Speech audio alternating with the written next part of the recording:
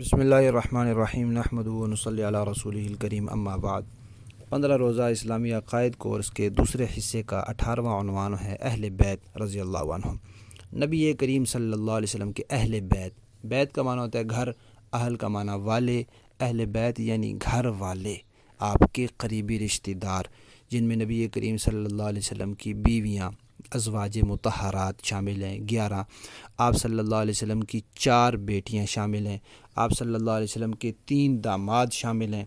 اور ان کی اولادیں اور آپ کے دوسرے مسلمان رشتہ دار، یہ سب کے سب اس میں شامل ہیں۔ تو جتنے بھی نبی کریم صلی اللہ علیہ وسلم کے اہل بیت ہیں مسلمان، وہ سب صحابی ہیں، تو صحابہ کو جو مراتب اور فضائل حاصل ہیں وہ سب ان کو بھی حاصل ہیں۔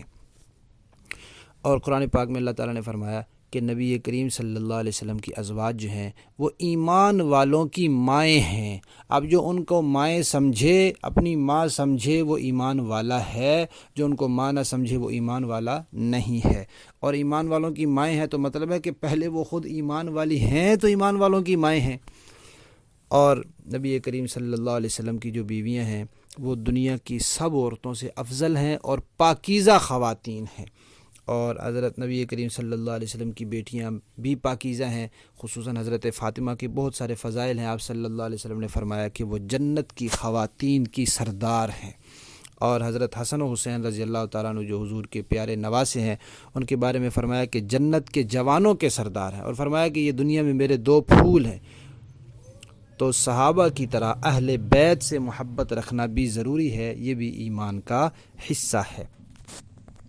نبی کریم صلی اللہ علیہ وسلم نے صحابہ کو ستاروں کی طرح قرار دیا ہے، اور اہل بیت کو کشتی نوح کی طرح قرار دیا ہے کہ جب طوفان آیا تھا تو جو لوگ کشتی نوح میں سوار ہو گئے وہ بچ گئے، باقی سب غرق ہو گئے۔ تو جو اہل بیت سے محبت رکھے گا اور اہل بیت کی کشتی میں بیٹھ کر صحابہ سے رہنمائی لے گا وہ تو بچ جائے گا، ورنہ وہ کیا ہو جائے گا؟ غرق ہو جائے گا۔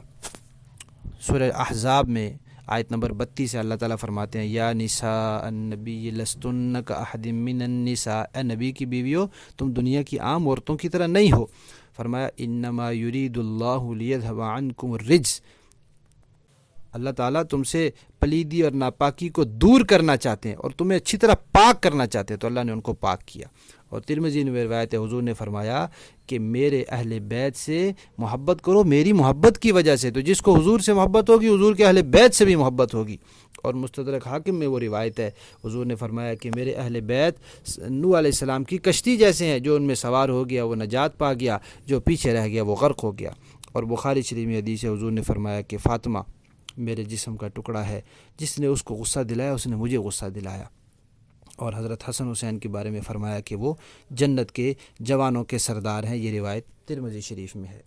تو اہل سنت والجماعت جو ہیں وہ صحابہ کرام کو بھی مانتے ہیں، اہل بیت کو بھی مانتے ہیں، دونوں کے فضائل کو بھی مانتے ہیں، دونوں کو اپنا رہنما اور پیشوا سمجھتے ہیں، اور دونوں سے محبت کو ایمان سمجھتے ہیں۔